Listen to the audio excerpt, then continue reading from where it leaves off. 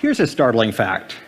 In the 45 years since the introduction of the automated teller machine, those vending machines that dispense cash, the number of human bank tellers employed in the United States has roughly doubled. What are all those tellers doing? And why hasn't automation eliminated their employment by now? If you think about it, many of the great inventions of the last 200 years were designed to replace human labor. Tractors were developed to substitute mechanical power for human physical toil. Computers were programmed to swap out error-prone, inconsistent human calculation with digital perfection. These inventions have worked. We no longer dig ditches by hand or do bookkeeping using actual books.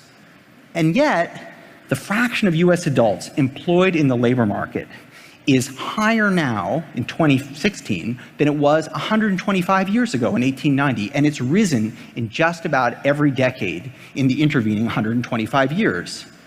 This poses a paradox. Our machines increasingly do our work for us.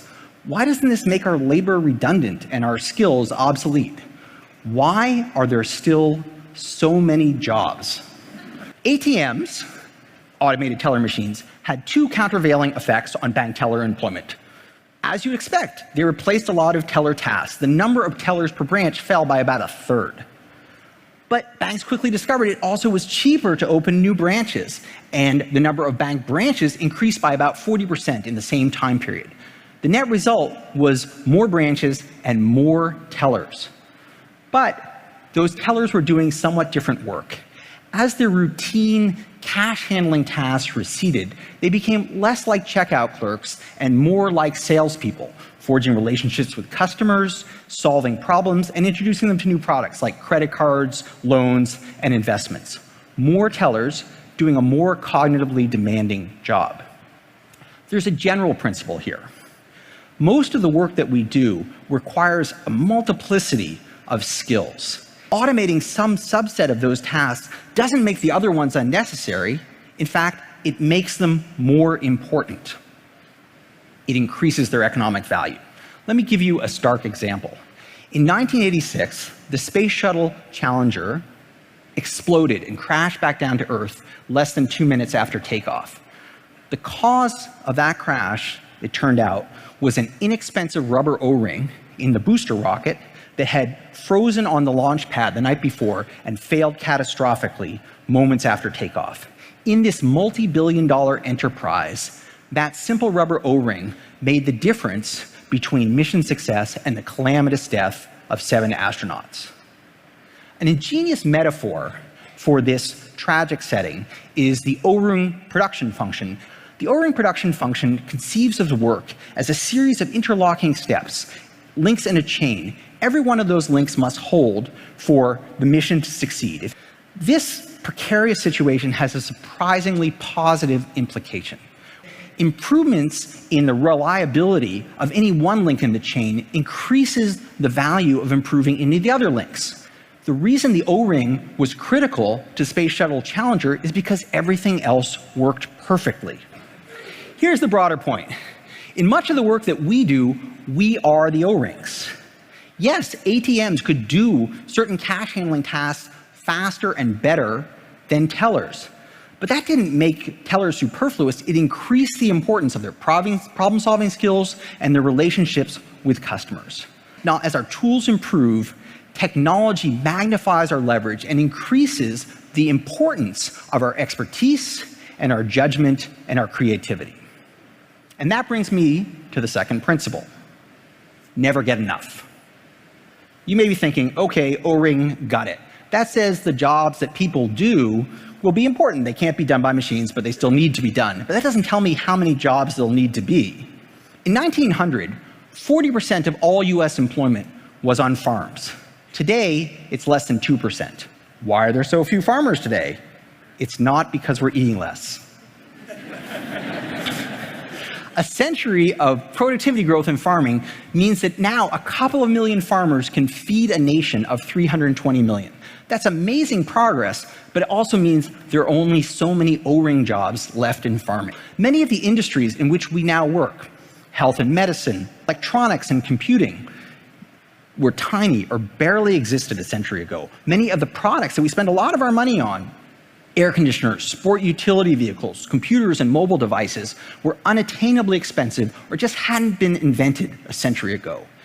As automation frees our time and increases the scope of what is possible, we invent new products, new ideas, new services that command our attention, occupy our time, and spur consumption. You may think some of these things are frivolous. Extreme yoga, adventure tourism, Pokemon Go, and I might agree with you. But people desire these things and they're willing to work hard for them, to harvest the technological bounty that is available to them.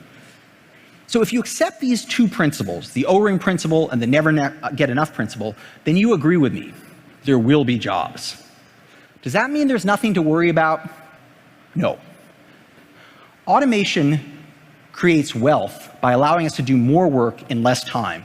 There's no economic law that says that we will use that wealth well, and that is worth worrying about. Consider two countries, Norway and Saudi Arabia, both oil-rich nations. It's like they have money spurting out of a hole in the ground. But they haven't used that wealth equally well to foster human prosperity, human prospering. Norway is a thriving democracy. By and large, its citizens work and play well together. It's typically numbered between first and fourth in rankings of national happiness. Saudi Arabia is an absolute monarchy in which many citizens lack a path for personal advancement. It's typically ranked 35th among nations in happiness, which is low for such a wealthy nation. The difference between these two countries is not their wealth and it's not their technology, it's their institutions.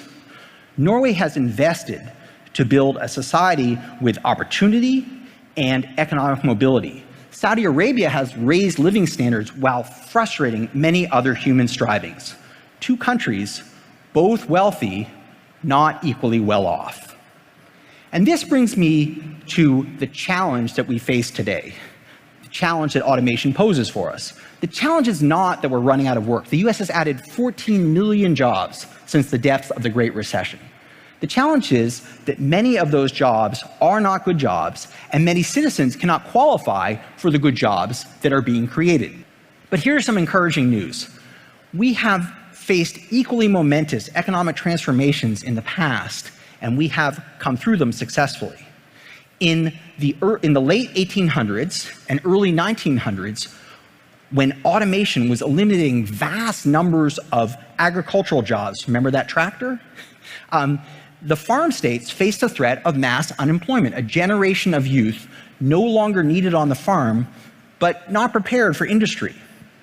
Rising to this challenge, they took the radical step of requiring that their entire youth population remain in school. This was called the high school movement, and it was a radically expensive thing to do. Not only did they have to invest in the schools, but those kids couldn't work at their jobs. It also turned out to be one of the best investments the US made in the 20th century. It gave us the most skilled, the most flexible, and the most productive workforce in the world.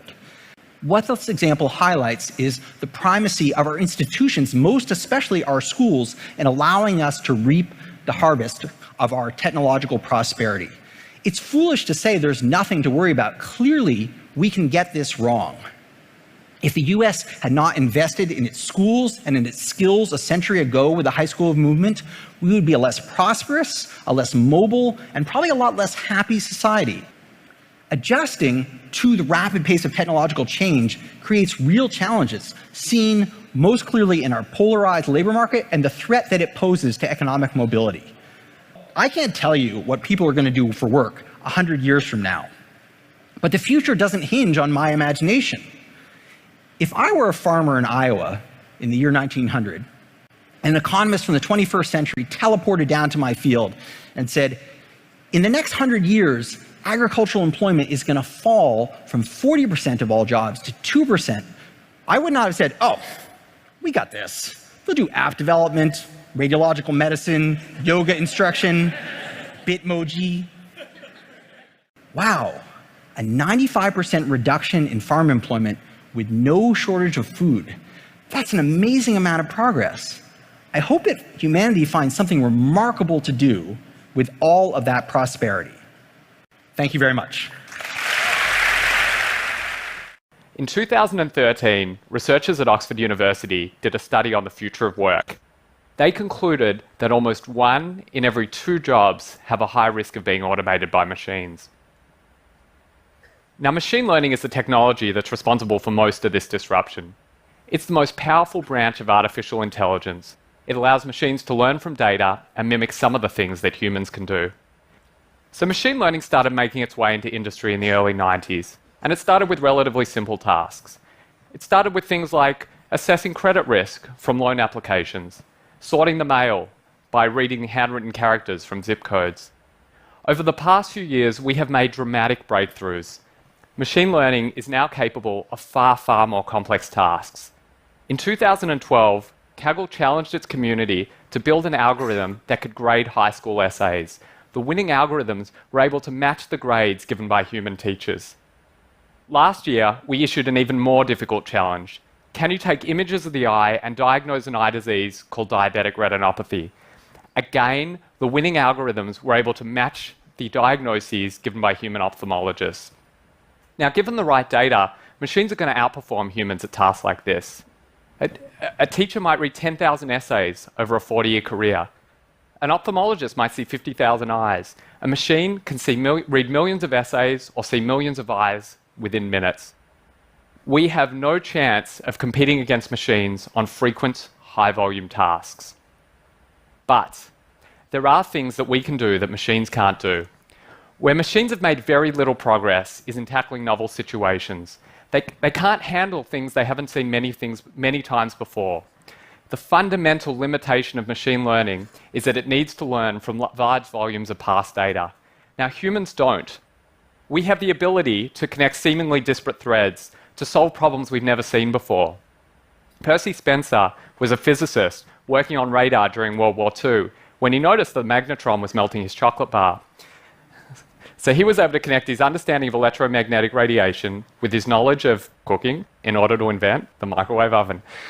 Now, this is a particularly remarkable example of creativity, but this sort of cross-pollination happens for each of us in small ways, thousands of times per day.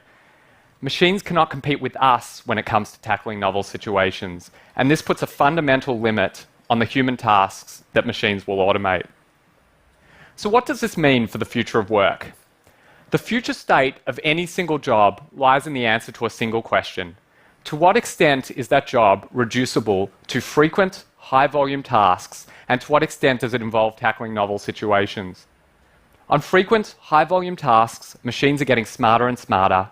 Today they grade essays, they diagnose certain diseases. Over coming years, they're going to conduct our audits, and they're going to read boilerplate from legal contracts.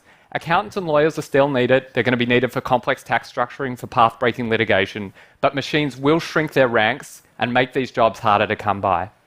Now, as mentioned, machines are not making progress on novel situations. The copy behind a marketing campaign needs to grab consumers' attention. It has to stand out from the crowd. Business strategy means finding gaps in the market, things that nobody else is doing. It will be humans that are creating the copy behind our marketing campaigns, and it will be humans that are developing our business strategy. Thank you.